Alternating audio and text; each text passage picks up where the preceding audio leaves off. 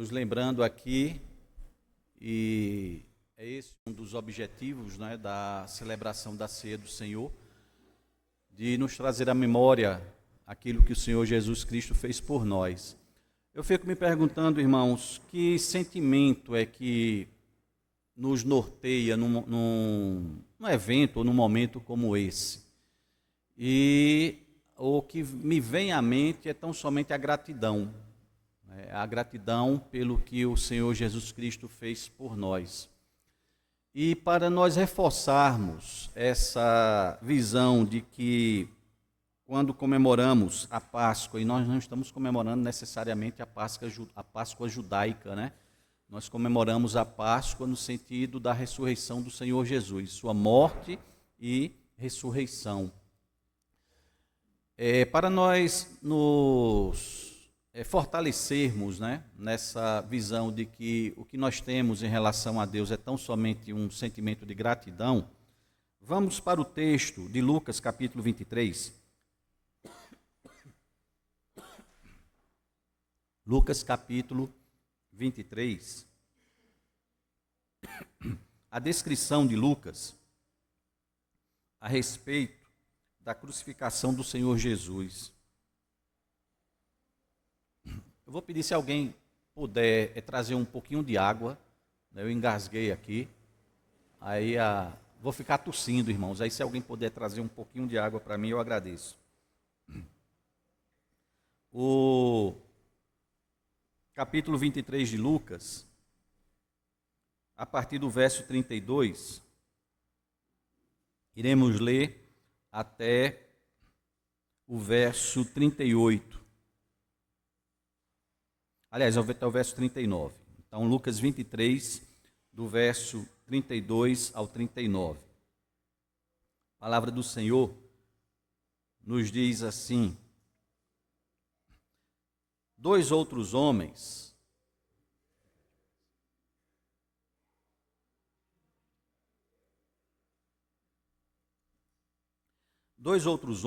ambos criminosos, também foram levados com ele para serem executados. Quando chegaram ao lugar chamado Caveira, ali o crucificaram com os criminosos, um à sua direita e o outro à sua esquerda. Jesus disse: Pai, perdoa-lhes, pois não sabem o que estão fazendo. Então eles dividiram as roupas dele, tirando sortes. O povo ficou observando e as autoridades o ridicularizavam. Salvou os outros, diziam. Salve-se a si mesmo, se é o Cristo de Deus, o escolhido. Os soldados, aproximando-se, também zombavam dele. Oferecendo-lhe vinagre, diziam: Se você é o rei dos judeus, salve-se a si mesmo. Havia uma inscrição acima dele que dizia: Este é o rei dos judeus. Um dos criminosos que ali estavam dependurados lançava-lhe insultos: Você não é o Cristo? Salve-se a si mesmo e a nós. Mas o outro criminoso o repreendeu, dizendo: Você não teme a Deus, nem estando sob a mesma sentença? Nós estamos sendo punidos com justiça, porque estamos recebendo o que nossos atos merecem, mas este homem não cometeu nenhum mal. Que o Senhor complete a sua palavra em nossos corações. Vamos orar. Pai de amor, nós te louvamos, agradecidos por estarmos aqui, Senhor, comemorando mais uma Páscoa, o momento em que Jesus Cristo passou pelo seu suplício, sacrifício ali na cruz do Calvário e ressuscitou na manhã do domingo. Louvamos o teu santo nome por tudo que tens realizado, Senhor, nas nossas vidas, acima de tudo, porque a tua graça nos alcançou e transformou o nosso viver. Obrigado pelo teu Filho Jesus, obrigado pela tua palavra, e neste momento em que nós vamos refletir sobre ela, pedimos, Senhor, o auxílio do teu Santo Espírito, para que ele continue a falar aos nossos corações, da mesma maneira como tem falado ao longo deste culto, e nos abra, Senhor, o entendimento, para podermos compreender o que tu tens a nos ensinar e a nos falar, e desde já nos prepara para a celebração da tua Santa Ceia, pois é no nome do Senhor Jesus que nós oramos. Amém. Irmãos, o que é que nós temos aqui? Nós temos o cenário da crucificação. E quando nós vemos e enxergamos o que Lucas aqui ele nos deixou escrito, nós compreendemos muito bem aquilo que seria de modo automático que gera em nossos corações, que é o sentimento de gratidão.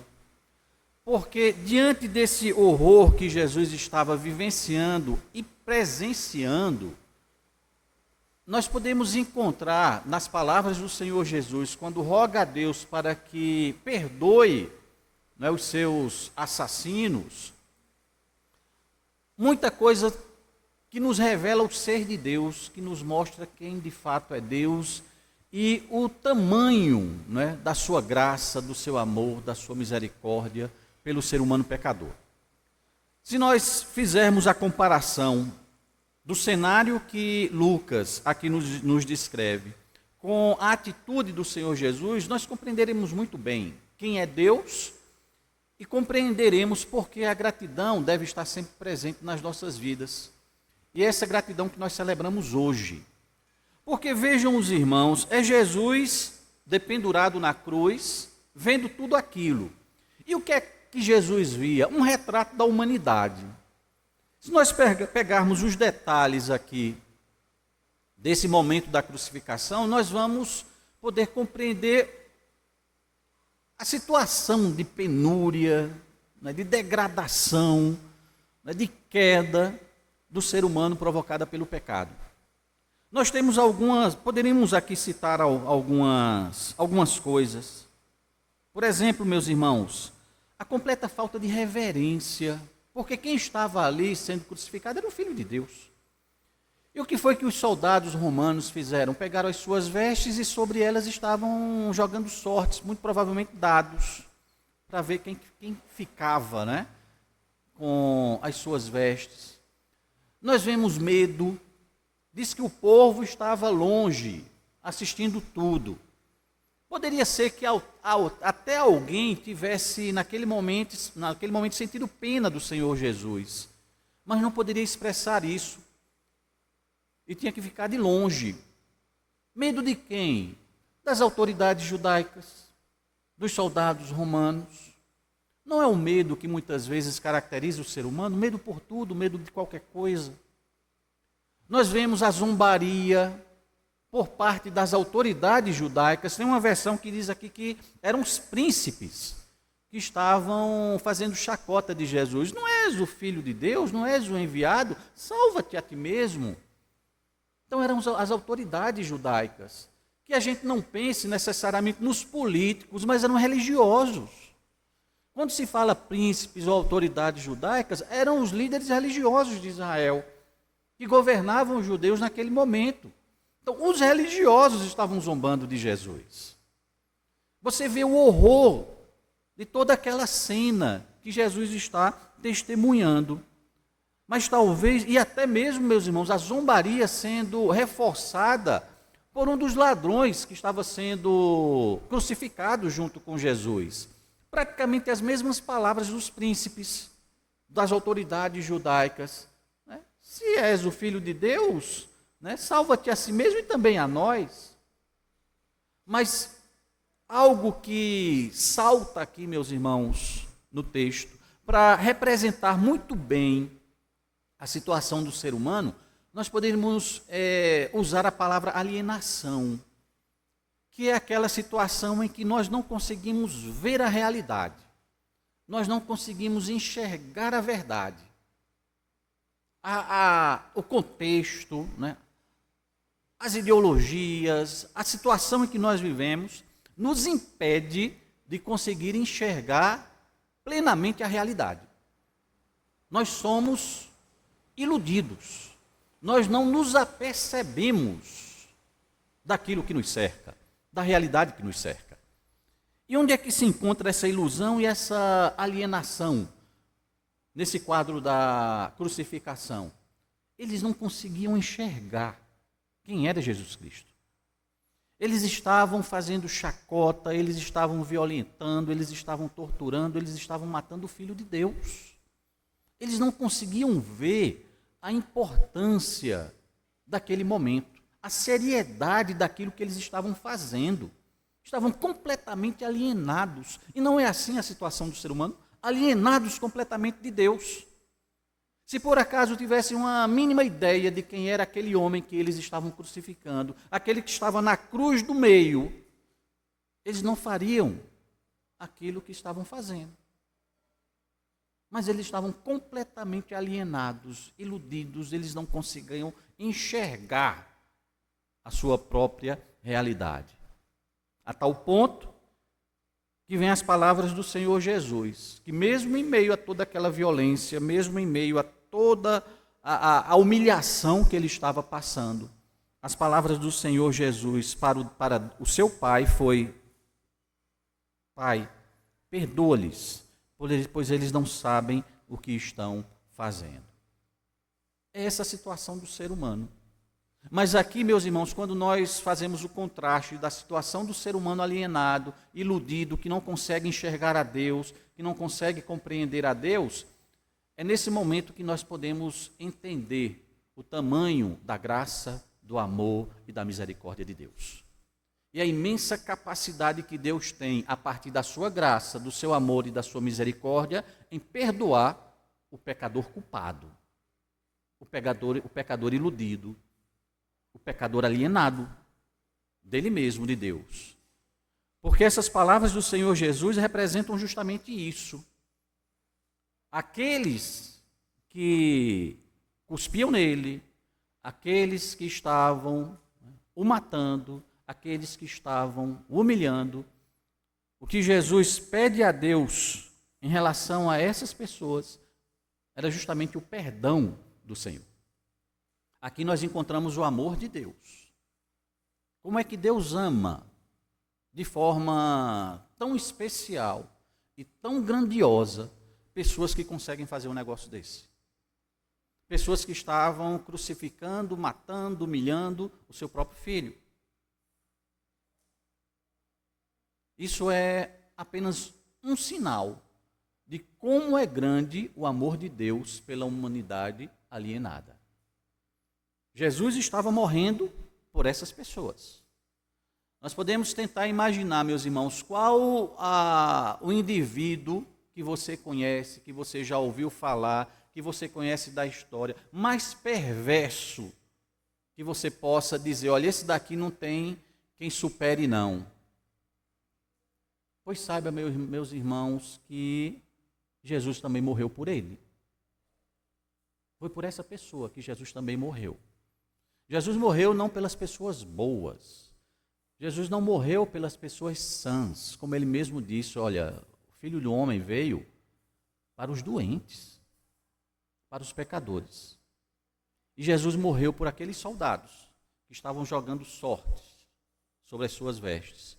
Jesus morreu pelo ladrão que estava do lado, caçoando dele. Jesus morreu pelo povo que estava longe, temeroso, e que não queria chegar perto para não se comprometer. Jesus morreu por aquelas autoridades judaicas que estavam também zombando dele. Jesus morreu por todas aquelas pessoas. Jesus morreu pelo soldado que enfiou o prego nas suas mãos e nos seus pés. Jesus morreu pelo soldado que o chicoteou. Por aquele mesmo soldado que colocou na cabeça dele a coroa de espinhos. Jesus morreu também por ele. Como explicar, então, o amor de Deus? Deus simplesmente ama. Porque se Deus não amasse, isso não teria acontecido. Jesus não teria passado por isso. Esse momento da crucificação, além do amor de Deus, é também uma prova da misericórdia de Deus. Porque Deus não usou daquilo que seria o justo para punir aquelas pessoas que estavam fazendo isso com Jesus. Nas palavras do Senhor Jesus, se fôssemos nós numa situação daquela, o que nós desejávamos, ou o que nós desejaríamos para aquele grupo de pessoas com zombaria, com violência, com humilhação, era: Senhor, desce uma legião de anjos e acaba com essa turma toda. Seríamos João e Tiago, que chateados pediram a Jesus, né, desce fogo do céu e acaba logo com essa turma. Mas Jesus não rogou por isso. O que Jesus rogou foi o perdão de Deus, porque eles não sabiam o que estavam fazendo. Isso se chama misericórdia. Não ser tratado por Deus de acordo com aquilo que nós merecíamos, que era a justiça punitiva do Senhor. Isso é o que deveria ter acontecido. Mas ao invés disso, Jesus pede pelo perdão. Amor, misericórdia e graça. Porque aquelas pessoas não mereciam Jesus. A gente pode pensar, que pessoas más, não é? Que pessoas cruéis. Aquelas que zombaram e aquelas que mataram o Senhor Jesus. Mas a pergunta que eu faço, meus irmãos, é a seguinte: nós somos melhores do que elas? Nós seríamos ou estaríamos numa condição superior àquelas pessoas que mataram Jesus? Será que se nós vivêssemos naqueles dias, nós não estaríamos ali no meio daqueles que zombavam de Jesus? Será que estaríamos numa posição diferente? Ou faríamos a mesma coisa? Mas para esse mesmo grupo, mas para aquelas mesmas pessoas, o que Jesus desejava para elas era o perdão de Deus. Algo que aquelas pessoas simplesmente não mereciam. Não eram dignas de receberem isso. Mas foi isso que Jesus pediu ao Pai para que fizesse com elas. Da mesma forma como fez conosco. Nós não éramos merecedores. Nós não tínhamos nenhum merecimento da graça de Deus, mas Deus simplesmente nos alcançou com ela. Não tínhamos nada a oferecer a Deus, mas Deus mesmo assim quis nos salvar, fazendo com que o seu filho morresse naquela cruz do Calvário e depois ressuscitasse para completar a obra da salvação. Deus dá mostras, meus irmãos, da sua graça. Como a graça de Deus, ela é imensa. Como a graça de Deus pode alcançar e mudar o coração do pior dos pecadores, sem merecimento algum. Diante de uma humanidade caída, diante de uma humanidade que não está nem aí para Deus, de uma humanidade que zomba das coisas de Deus, mesmo assim, Deus providenciou o seu Filho para que morresse uma morte terrível. Em nome de quê? Do seu amor, da sua misericórdia e da sua graça. Mas ao fim de tudo, meus irmãos, o que nós podemos enxergar nesse texto de Lucas e nas palavras do Senhor Jesus é a imensa capacidade que Deus tem para perdoar. Como Deus, ele tem um coração tão generoso, tão gracioso, ao ponto de perdoar aqueles que mataram o seu próprio filho. Aqueles que fizeram tudo aquilo contra Jesus. E como Deus, ele nos ensina, porque o que a palavra de Deus nos recomenda, meus irmãos, é que nós perdoemos da mesma forma como Deus perdoa. Eis um desafio imenso. Porque se Deus perdoou aquelas pessoas que fizeram isso com Jesus, num cenário e num teatro terrível, terrível, já perceberam como nós ficamos emburrados por qualquer coisa e qualquer bobagem? Coração endurecido, por, diríamos aí, 0,5% do que Jesus passou e conseguiu perdoar. E a gente fica de cara feia. Coração endurecido por bobagem. E muitas vezes nos esquecemos de que nós devemos amar, de que nós devemos perdoar, assim como Deus ama e como Deus perdoa. É um desafio, mas é isso que é posto diante de nós, para que nós consigamos fazer. Como Deus é grande no seu amor, na sua graça, na sua misericórdia e na sua capacidade em perdoar o ser humano pecador. Como Deus é grande, meus irmãos. E é isso que deve gerar em nós a gratidão. É esse o sentimento que naturalmente deve brotar nos nossos corações quando nós passamos por um momento como esse, porque nós estamos nos lembrando disso, do que Jesus sofreu, do que Jesus passou, para podermos estar aqui hoje, como filhos seus, como igreja dele, não pelos nossos méritos, não por algo bom que nós fizemos para Deus, não, mas tão somente como fruto da sua graça, do seu amor, da sua misericórdia e da capacidade imensa de Deus em perdoar o ser humano pecador. É a gratidão que deve ser gerada e deve ser uma constante nas nossas vidas. Todas as vezes que nós nos lembrarmos do que Jesus Cristo fez, do que ele sentiu, do que ele padeceu em nosso lugar, não tem como nós fugirmos a esse sentimento.